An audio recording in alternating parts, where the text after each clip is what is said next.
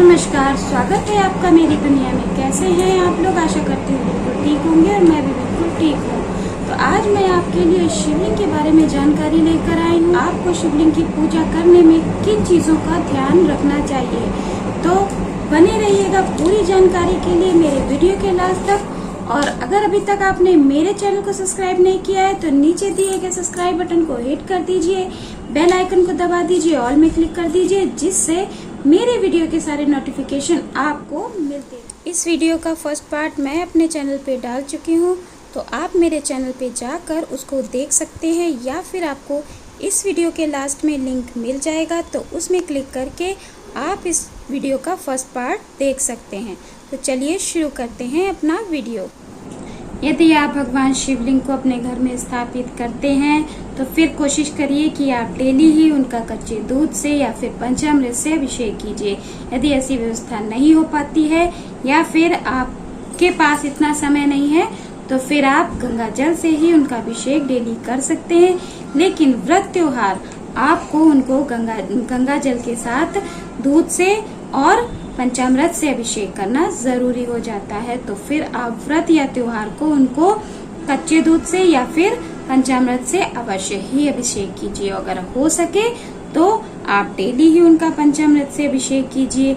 जैसे कि मैं हर वीडियो में बताती हूँ कि जितना गुड़ डालेंगे उतना मीठा होगा, तो आप जैसी उनकी सेवा करेंगे उतना ही आपको फल भी प्राप्त होगा। तो आप अगर ऐसी व्यवस्था कर सकते हैं कि डेली आप उनके लिए पंचामृत की व्यवस्था कर सकते हैं, तो आप जरूर ही उनको पंचामृत की व्यवस्था करके डेली पंचामृत से स्नान कराइए। नहीं तो आप साधारण गंगा जल से भी उनका अभिषेक कर सकते हैं, कोई प्रॉब्लम नहीं है। हाँ, आपको इस चीज का ध्यान रखना है कि अगर आपके घर में वो हैं तो आपको उनकी डेली पूजा सेवा करनी है। कोई ऐसा दिन नहीं होना चाहिए जिस दिन ऐसा हो कि आपने उनकी पूजा या सेवा नहीं की है। तो आपको रोज ही उनकी पूजा सेवा करनी है। आप नहीं कर सकते, किसी और से करा दीजिए। लेकिन अगर भगवान शिवलिंग को आपने घर में रखा हुआ है तो फिर डेली आपको उनकी पूजा सेवा करना जरूरी होता है, वरना फिर कुछ ना कुछ ऐसा निगेटिव होता है आपके घर में, आप नहीं जान पाते हैं, लेकिन होता जरूर है। तो जो भगवान शालिग्राम और भगवान शिवलिंग होते हैं, इसीलिए उनको बहुत ही देख कर ही घर में रखा जाता है कि आप उनकी पूजा सेवा कर सकते हैं कि नहीं कर सकते हैं, तभी उनको अपने घर में लेकर आया जाता है। वरना आप फिर फोटो लाकर ही आराम से पूजा सेवा कीजिए, पूजा कीजिए, तो फिर उसमें इतनी सेवा आपको नहीं करनी पड़ती है। आप मानसिक पूजा कीजिए। आप फिर शालिग्राम भगवान या फिर शिवलिंग भगवान को अपने घर में मत रखिए। तो आपको इस चीज का ध्यान रखना है कि आपको उनकी डेली पूजा सेवा करनी है।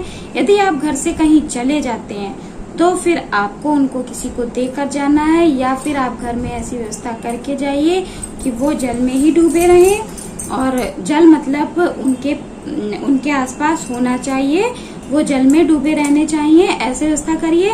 और या फिर आप उनको किसी को देकर जाइए, किसी ऐसे इंसान को जो पूजा सेवा कर सकता है, या फिर आप उनको मंदिर में देकर जाइए। उन पर सिंदूर, कुमकुम, हल्दी नहीं चढ़ाई जाती है, तो इस चीज का ध्यान रखिए। चंदन का यूज कीजिए, चंदन से ही आप उनको तिलक कीजिए, त्रिपुंड बनाइए, चंदन का ही लेप कीजिए।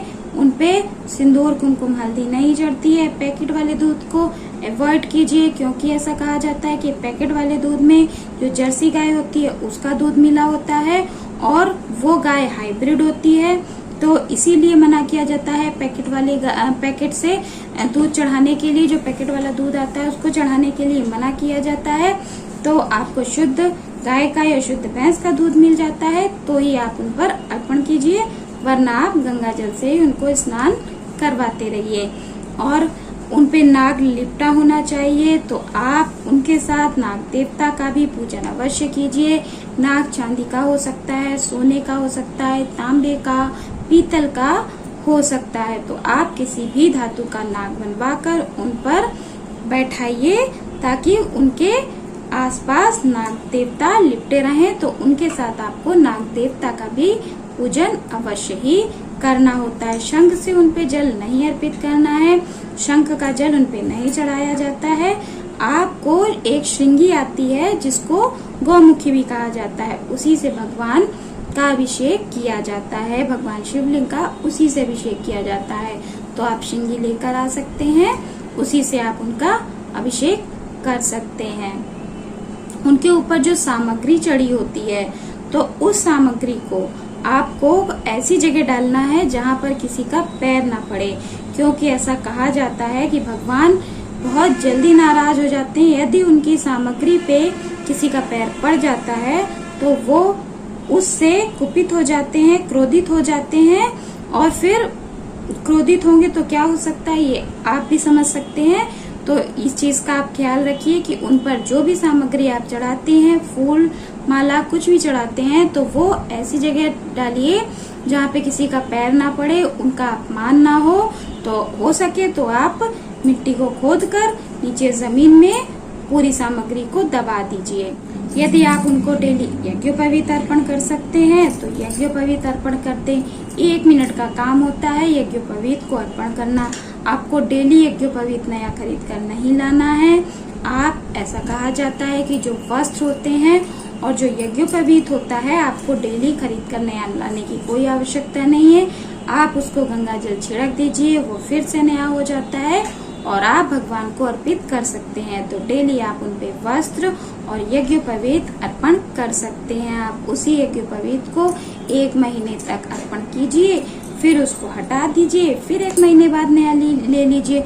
तो 15 दिन में 1 महीने में आप नया यज्ञोपवीत ले सकते हैं और उसी को आप अर्पण करते रहिए। आप हो सके तो रुद्राक्ष पहनकर ही उनकी पूजा कीजिए। आप छोटा सा एक ब्रेसलेट भी बनवा सकते हैं। जब आप उनकी पूजा कीजिए, हाथ में डाल लीजिए, पूजा कर लीजिए, फिर आप उतार कर रख दीजिए। अगर आप चाहते हैं हमेशा पहने रहने के लिए, आप पहनना चाहते हैं तो आप हमेशा माला आप पहन सकते हैं रुद्राक्ष की, या ब्रेसलेट पहन सकते हैं यदि आपको अच्छा लगता है।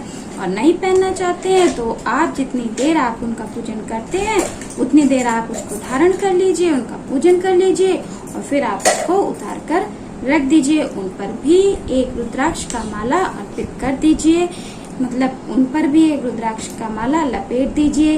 वे बहुत प्रसन्न होते हैं।